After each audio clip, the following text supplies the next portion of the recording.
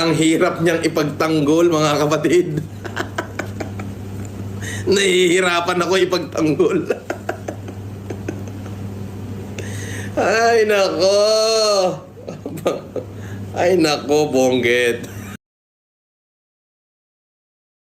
What's up at welcome sa Pochok Lock. Sa channel ito, mahilig akong sumuri ng mga relo ng mga kilalang personalidad at magbigay sa inyo ng masabot kayang alternatibo. Marami pong nagre-request na suriin ko ang mga relo ni Norman Mangusin aka Francis Leo Marcos na sinasabing trilyonaryo ng Pilipinas o di kaya long lost brother ni current President Bongbong Marcos. Kaya sa video na ito, susuri ako ng 5 sa relo na kanyang isinusuot. Bago po tayo magsimula, mag-highlight lang ako ng isa sa mga disclaimer na typically nasa description box ng mga video ko. Yan po ay patungkol sa aking kawalan ng kakayahan na magkomento sa mga authenticity ng mga relo na sinusuri ko sa channel na ito, lalo na't hindi ko sila nahahawakan in the flesh. At bukod po dyan, for all of my videos, I always assume authenticity dahil sa Pilipinas po, bawal namang bumili ng counterfeit goods. At lalong-lalo na po dito kay Francis Leo Marcos na tingin ko hindi bibili ng fake dahil nakahawak na to ng Taliano Gold. Bibili ka pa ba ng fake? At bukod po dyan, trilyonaryo po ang pinag-uusapan natin. Yun lang po ang disclaimer na gusto kong i-highlight. Hindi na ako magpapaligoy-ligoy pa. Tara na! Dito sa unang relo ni Norman Mangusin, ang kailangan nating tingnan. Una, the color of the case and the bracelet, na rose gold colored yan. You look at the bracelet and it seems to be in the oyster style. Tapos balik tayo dun sa case where if you look at the side, there appear to be pushers there. And if you look at the lugs, may makikita kayong parang gemstones dyan. It's a similar story dun sa dial na parang ang dami niyang gemstones. And then if you look at the bezel, parang marami ding gems dyan and they have multiple colors, parang a rainbow. At dahil sa mga katangian na yan, tingin ko this is our Rolex Daytona, reference 116595 RBOW. So a similar watch I featured before dun sa video ko patungkol sa watch collection ni former Senator Manny Pacquiao. And as I said in that video, and as I have said in many of my videos here, I'm not a fan of this sort of look na diamond pave, yung dial, yung lugs, the sides of the case. I'm just not a fan of this blingy look. I would love this watch a lot more if it lost the diamonds that are present here. So, yon, take that how you will. I'm just not a fan of these sort of super blingy, super show-offy watches. And with this watch, it's in Rolex's secret catalog. It's only accessible to VIPs. And hindi naman ako maso-surprise na si Norman Mangusin ay kasama sa mga VIP na yan. So ang relo na ito, on the secondary market, I see it sell for up to 549,000 euros in Philippine peso terms. And yan ay nasa mga 39 million pesos. So kung loadin nyo to si Francis Leo Marcos, gusto nyo gayahin yung ganitong klaseng estilo, mahirap pong humanap. Pero may nakita ko, and I'll explain why it's the alternative I've selected. So, ang napili ko ay ang Timex, the Q Timex Day Date. So, ang relo na ito, kaya ako to napili because of the rainbow style overall, no. So, makikita nyo sa bezel nito, the numerals are of different colors and then parang rainbow overall yung theme niya. Kaya lang sa relo na ito, the main color of the watch rather than rose gold is black. And I think it looks really good. Yun nga lang, you're losing a lot of the classiness of the Daytona 116595 RBOW. And it's a bit more rugged here, but I think it's easier to wear because it's black. And the rainbow style kasi it's difficult to wear with many outfits. I think the black sort of helps you out, reduce the stress kung pipili kayo ng outfits to match this one with, as opposed to the rose gold rainbow. Parang it's a bit too much for me. So this watch, yun ang dahilan, no, kung ba't ko siya napili, because of the rainbow styled accents. And in terms of the concessions, I've already said what the concessions are visually. But aside from those, the main one would be the movement here, which is quartz, tapos the finishing of the watch, and the materials here are very accessible compared to the Daytona, which has rose gold for its case and its bracelet, and it has the gems, the diamonds all over. So dito, Ang SRP naman ng relo na ito, in spite of those concessions, kung trip nyo lang yung rainbow style, this watch retails for 12,995 pesos and is typically on sale. So, the good thing with this watch, aside from the price, is that it's made by Timex, and Timex has a factory here in the Philippines sa Mactan, Cebu. So you'd actually be supporting Filipino livelihoods if you're going to buy this watch. So that's my recommendation. Kung loadin nyo si FLM, you can go with this watch kung trip nyo yung rainbow na look.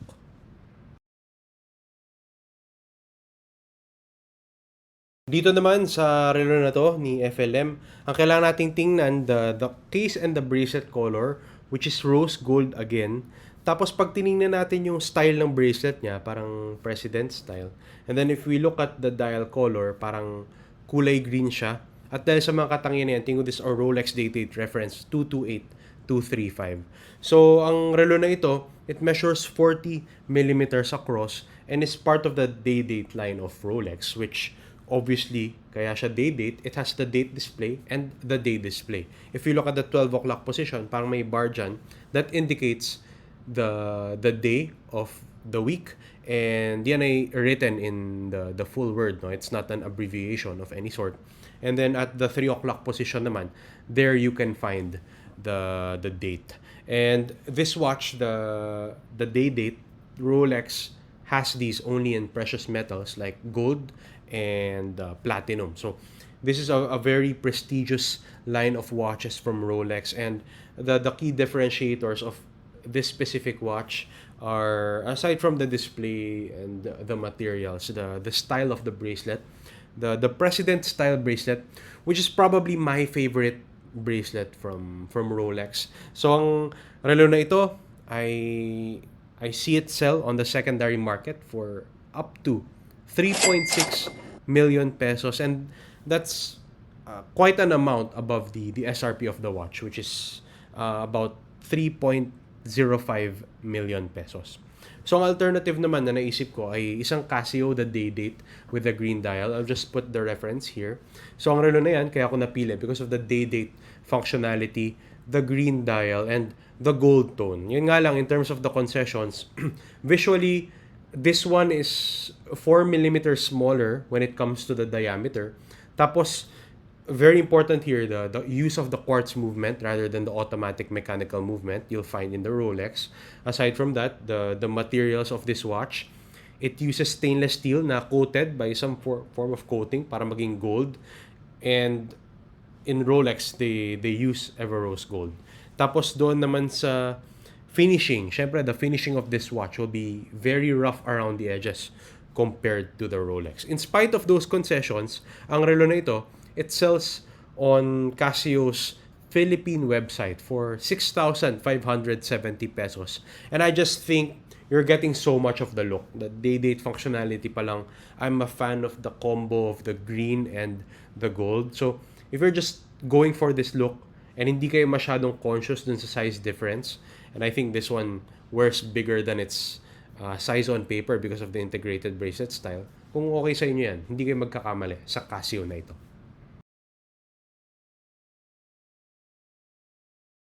Dito naman sa relo na to ni Norman Mangusin, ang kailangan nating tingnan, the case and bracelet color, which are both, I think, yellow gold. Tapos tingnan natin yung style ng bracelet niya.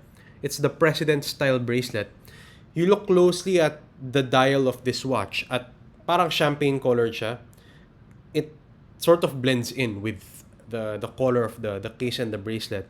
At pag tinignan nyo closely at the 3 o'clock position, may makikita kayong parang cyclops dyan, which helps the user read the date more easily. At dahil sa mga katangian na yan, tingin ko this is our Rolex day date reference 128238. And I've just talked about the day date, the watch previous to this one. So I'm not going to talk much about this watch anymore. And magko-comment na lang ako dun sa kulay ng dial. I'm a fan of the day date, but I like it better with darker colored dials such as the green that we looked at earlier and the black dial. So I'm really a fan of the president style bracelet as well, as I mentioned. And with this watch, I would like it a bit better kung yung kulay ng dial ay darker. So ang relo na ito, it retails for 2.58 million pesos. But on the secondary market, I see it sell for up to $52,000. Yan ay nasa mga 3.2 million pesos pag kinonvert nyo sa currency natin dito.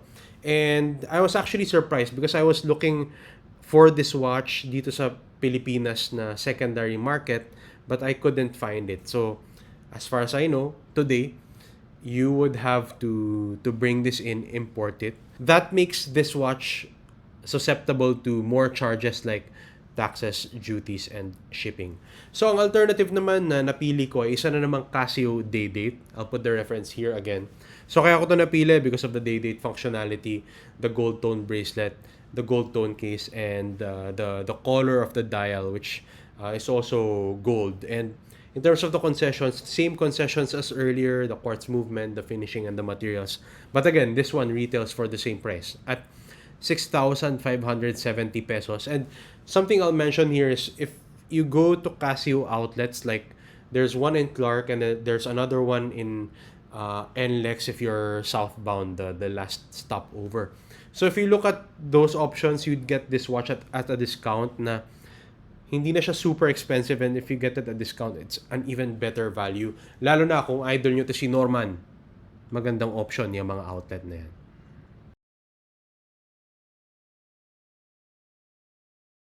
Dito naman sa relo na ito, ang kailangan nating tingnan yung bezel niya na fluted and then it's colored rose gold. Tapos pag tingnan natin yung bracelet, it's in the Jubilee style and it's two-toned with the two tones being silver and rose gold. Tapos pag tingnan natin yung dial display, ito yung pinaka-importante dito. It's colored gray and then it appears to have Roman numerals. At dahil sa mga katangin na yan, tingin ko this our Rolex Datejust reference 126331 with the Wimbledon dial. So typically with Rolex, we give nicknames to the watches themselves, but dito, ang nickname is actually given to the dial. So important to note about the dial is that it's colored slate gray and it has Roman numeral markers. These applied black enamel Roman numerals are also outlined in green, which are sort of reminiscent of the grass used in tennis courts doon sa Wimbledon. So yung Wimbledon, it's also where one of the major tournaments in tennis is held. Yung pangalan ay Wimbledon din. So yan ang dahilan kung bakit nakuha ng dial na ito, ang nickname na yan. At ang relo na ito, it retails for 1,046,500 pesos. But on the secondary market, I see it sell for up to 1.1 million pesos. So ang alternative naman na napili ko ay ang Tissot Balade, the one in 40mm and the quartz version, which actually came out before the automatic version of the watch. Kaya ko to sinasuggest kasi rose gold toned ang fluted bezel nito. Yung bracelet niya din ay Jubilee style with the same two tones, silver and rose gold. And that's where the similarities end. In terms of the concessions, una, visually, this one is a bit smaller. It's just by 1mm, but for some people, that could be quite important. Tapos, important distinction din dito, yung kulay ng dial na hindi siya Wimbledon style. It's a dark blue, but I think the dark blue here is quite lovely. And yung movement, quartz ang movement na ginagamit dito as opposed to the automatic mechanical in the Rolex.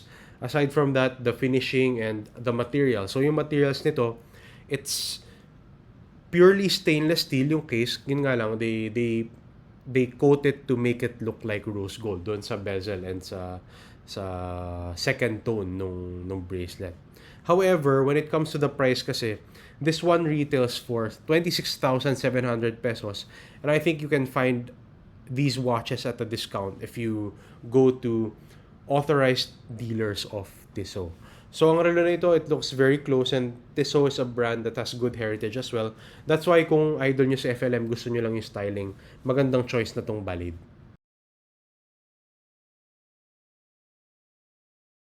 Dito naman sa relo na to, kailangan nating tingnan the fluted bezel ulit na kulay rose gold, the two-tone bracelet na rose gold and silver ang tones, and yung style niya is in the Jubilee style ulit.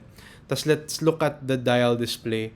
It has sort of a rose gold and silver mix of color, if that makes sense, and it has stick markers. At dahil sa mga katangian na yan, tingin ko this is a Rolex Datejust 126331, the one with the Sundust dial. So it's a very similar watch dun sa Wimbledon na tiningnan natin kanina, with the only difference being the style of the dial. So ang relo na ito, same SRP as the Wimbledon watch earlier, and on the secondary market, I also see it sell for up to 1.1 million pesos. And I'm going to cheat here a bit.